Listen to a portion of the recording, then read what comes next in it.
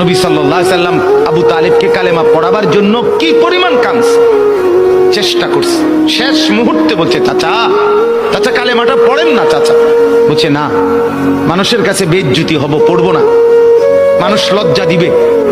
আল্লাহ নবী সাল্লাল্লাহু আলাইহি সাল্লাম বলছে, কানে কানে বলেন, আমি কাউকে শোনাবো না, আমি শুধু হাসরের মাঠে বলবো, মৃত্যু পর্যন্ত চাচা ওয়াদা দিলাম জগৎবাসীকে শোনাবো না আপনি ঈমান আনছিলেন, কানে কানে কন। আবু তালেব বলছে না, কানে কানেও বলবো। এবার নবী বলে চোখের পানি ফেলতে ফেলতে, চাচা এমনও কইতেন না তো, ঠিক আছে চাচা আমি কালেমাটা পড়ি, আপনি শুধু ঠোঁটটা নাড়েন,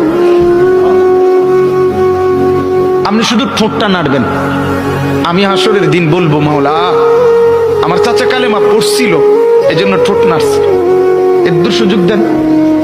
চাচা বলছে না না না, আমি ঠোঁটও নাড়বো না।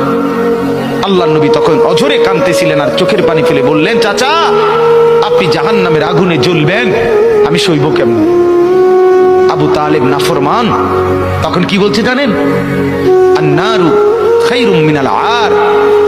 মুহাম্মদ, মানুষের কাছে লজ্জা পাওয়ার চাইতে আগুনে জ্বলা অনেক ভালো।